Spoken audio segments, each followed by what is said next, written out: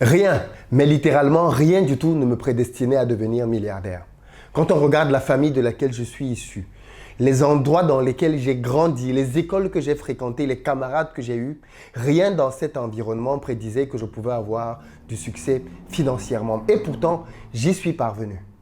Et quand j'essaie d'y réfléchir, je réalise que la base de ma réussite financière vient de leçons que j'ai apprises de ma mère quand j'avais seulement 8 ans. Dans cette vidéo, je vais vous parler d'une partie de ma vie inconnue, mais dans laquelle beaucoup d'entre vous, notamment ceux qui ont grandi en Afrique, allez vous reconnaître. Et ceux d'entre vous qui se sentiront étrangers par rapport à l'histoire que je vais raconter ici, eh bien, ces 5 leçons apprises de ma mère peuvent littéralement changer votre vie aussi. En tout cas, elles sont certainement la base de ma réussite financière.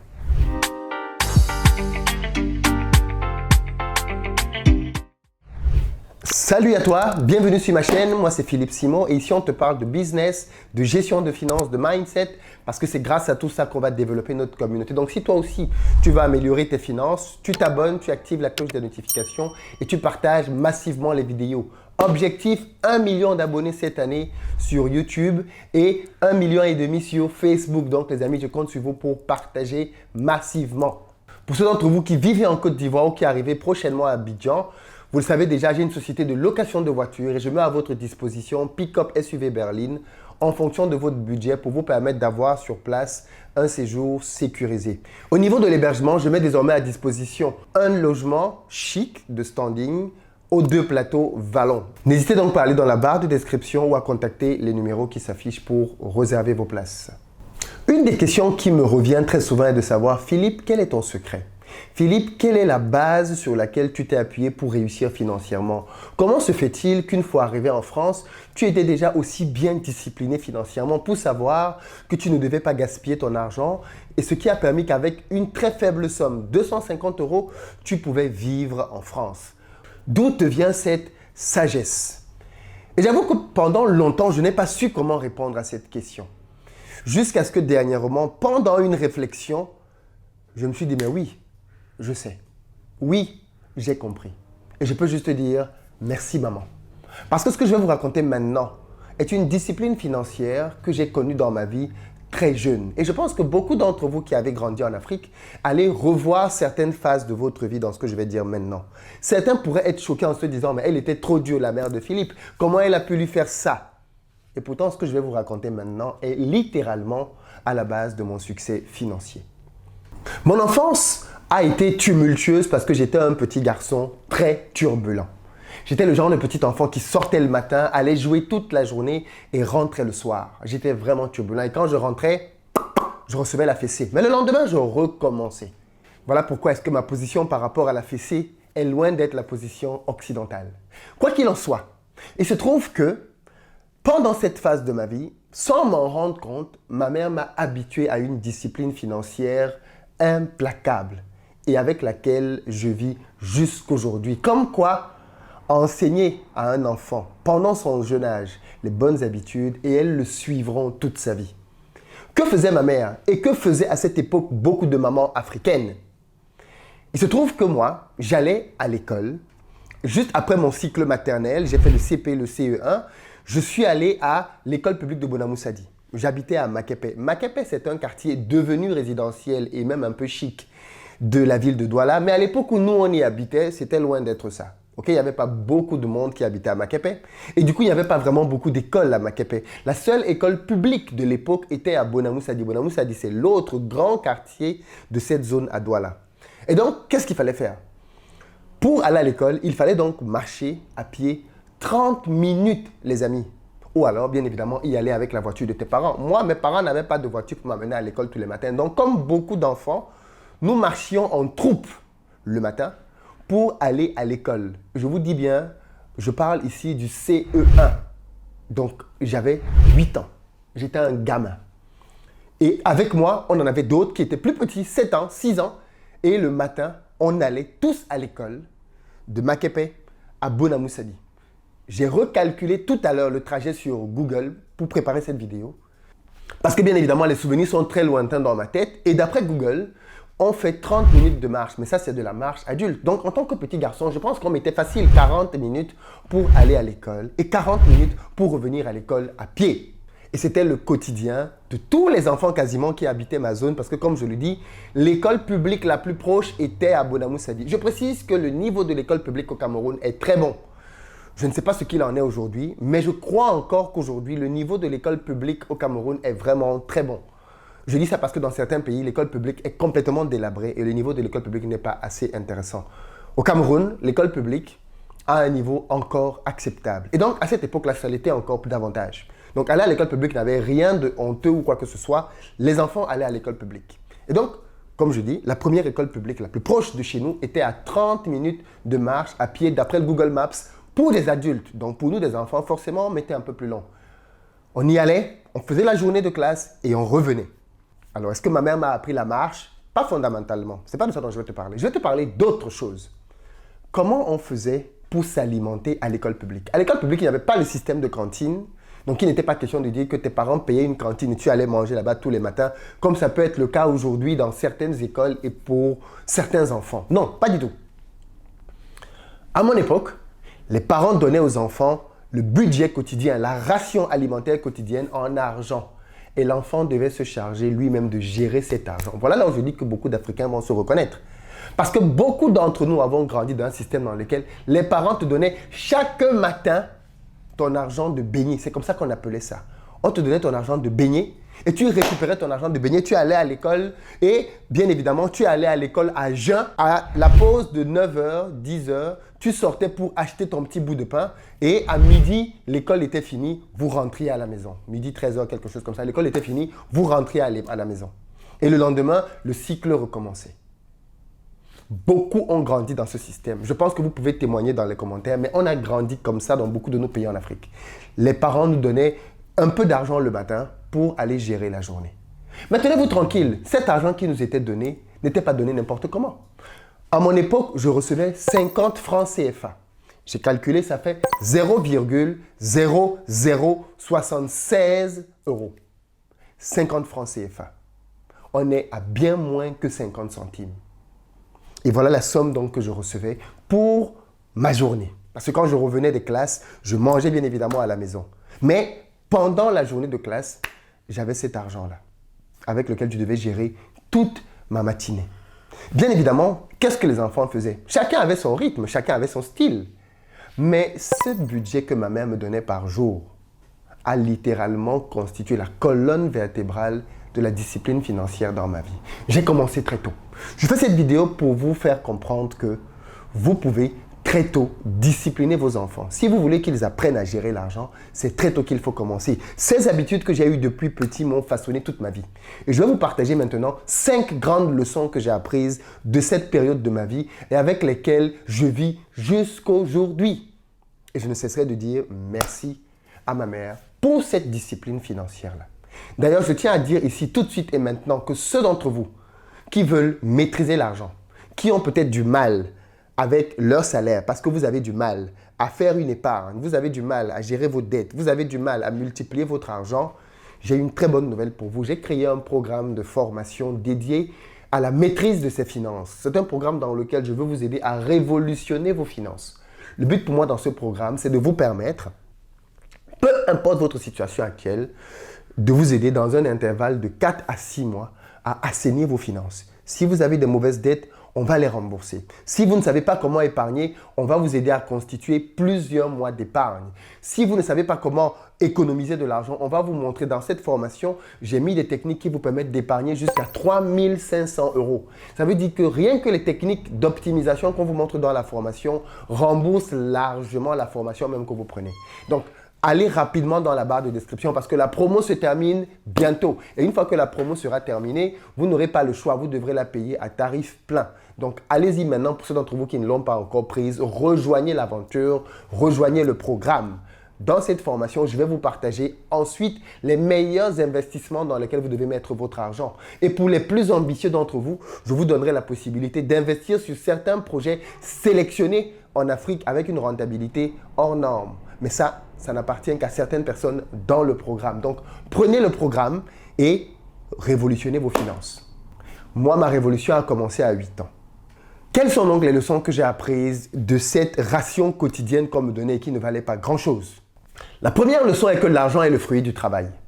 Le fait que je recevais cet argent de beignet le matin était conditionné par le fait que je devais à mon tour faire du ménage. Alors, pas grand-chose dans la maison. Je devais nettoyer, balayer un petit espace. Parce qu'à mon âge, bien évidemment, je devais déjà faire quelque chose dans la maison. Mais il y avait un conditionnement derrière. Si tu ne fais pas ton ménage, ma mère était claire. Ne te présente pas à ma porte le matin. Quel était le principe? Je me levais le matin, je faisais mon petit ménage, je prenais ma douche et ensuite je venais frapper à la porte de ma mère. Beaucoup vont se reconnaître dans cet épisode-là. Je venais frapper, toc, toc, toc. Et bien évidemment, elle savait déjà que c'était moi. Donc elle me disait d'entrer, j'entrais dans la chambre, je me rapprochais de son lit et elle me donnait mon argent. Je pense qu'elle avait parfois, elle mettait souvent ça de côté. Quand j'arrivais, elle me donnait les sous. Et puis, je sortais et ma journée commençait. Et puis, parfois, elle allumait parce qu'elle ne retrouvait pas les pièces et elle me donnait ma pièce et j'y allais. J'étais le seul à la maison qui allait dans cette école publique. J'ai donc compris très tôt qu'on obtenait l'argent dans la vie en échange de quelque chose qu'on devait donner. Je tiens à préciser ça parce que malheureusement, je vois encore des gens jusqu'aujourd'hui qui continuent de penser que l'argent, c'est quelque chose qu'on obtient de nulle part. Je continue de voir des gens adultes qui pensent qu'il suffit qu'ils demandent pour qu'on leur donne de l'argent. Moi, j'ai compris très tôt, très jeune, que l'argent, on l'obtenait en contrepartie de quelque chose. C'est un point ici et un petit tacle que je fais à toutes nos sœurs qui pensent que leur but dans la vie, c'est de dépendre d'un homme financièrement. C'est un petit tacle à toutes ces filles qui pensent que parce qu'elles sont des filles, alors elles doivent recevoir de l'argent de la part des hommes. Vous avez eu un déficit dans votre éducation parce qu'on ne vous a pas appris que l'argent ne s'obtient pas parce qu'on le demande. L'argent s'obtient parce qu'on a fait quelque chose. Coucher ne fait pas partie de ces choses-là, sinon ça s'appelle de la prostitution. Clairement, on fournit un effort, on fait un travail et on a de l'argent en contrepartie. Ça peut paraître une leçon rude, difficile, brute pour un enfant de 8 ans, mais à mon époque, c'était normal, c'était banalisé et tout le monde faisait ça. Tous les parents quasiment faisaient ça. Voilà pourquoi je pense que plusieurs d'entre vous vont se reconnaître dans le mécanisme que je viens de développer. Je tiens à préciser ici que j'ai été dans ce mécanisme-là jusqu'à l'obtention de mon bac. Les sommes ont augmenté au fur et à mesure, mais le principe a toujours été le même. On te donne de l'argent pour gérer ta journée. Plus tard, en grandissant, c'était devenu pour gérer ta semaine. Mais l'idée était toujours la même, en contrepartie du fait que tu dois, à ton niveau, t'assurer que les tâches qui te sont confiées sont faites. J'ai donc grandi comme ça et ça m'a façonné. L'argent est le résultat, le fruit du travail et pas de la demande. Je n'ai jamais appris à demander l'argent. J'ai toujours appris à qu'est-ce que je peux faire pour obtenir de l'argent. Et ça, c'est très important parce que cette mentalité-là, elle fait énormément défaut aux Africains qui sont constamment en train de demander de l'argent, de demander des aides, de demander qu'on leur donne des choses, de tendre les mains, de commander. Si ce n'est pas la France, c'est la Russie, si ce n'est pas la Russie, c'est la Chine. La position de tout le temps en train de tendre la main et de demander. Non, l'argent ne se donne pas. Il s'obtient en contrepartie de quelque chose. Première leçon fondamentale au niveau de l'argent. La deuxième leçon que j'ai apprise, et très durement, un travail mal fait ne mérite pas salaire. Qu'est-ce que je veux dire par là? Je devais faire mon ménage tous les matins. Mais il m'arrivait bien évidemment, comme tout enfant, d'essayer de tricher, d'essayer de bâcler, d'essayer de venir et de passer rapidement un petit balai et de venir frapper à la porte pour avoir l'argent des beignets. Bien évidemment, ma mère me donnait l'argent des beignets et j'allais à l'école. Mais quand elle se levait, elle, plus tard dans la journée, et qu'elle constatait que j'avais triché, pas de problème. Le lendemain, enfin le soir quand je rentrais, en après-midi, elle me disait « Demain matin, je ne veux pas te voir devant ma porte. » Je savais déjà pourquoi. Mais je demandais quand même pourquoi. Elle dit parce que tu as triché. Parce que tu n'as pas fait le ménage que tu devais faire aujourd'hui proprement. Et donc, bien évidemment, le lendemain, j'allais à l'école le ventre vide. Oui, école dure, mais école de la vie. Et ça m'a appris une leçon fondamentale. Un travail mal fait ne mérite pas de salaire. Troisième leçon que j'ai apprise, le vol ne paie pas sur le long terme.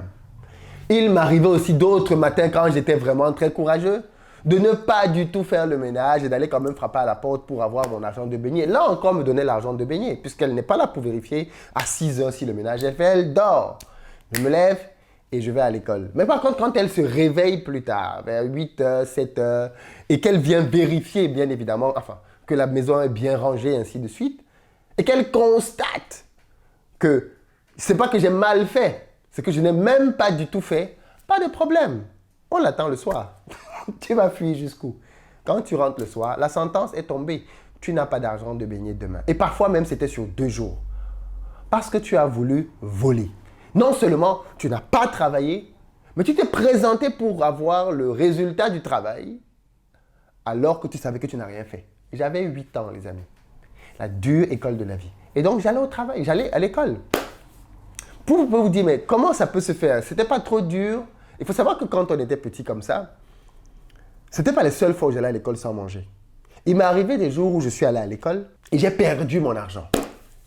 Ça peut être une leçon bonus. J'ai perdu mon argent. C'est-à-dire, tu fouilles toute l'école, tu fouilles tous les bancs, tu fouilles tout, tu ne retrouves pas ta pièce. Qu'est-ce que tu fais? Ben, tant pis, tu ne manges pas.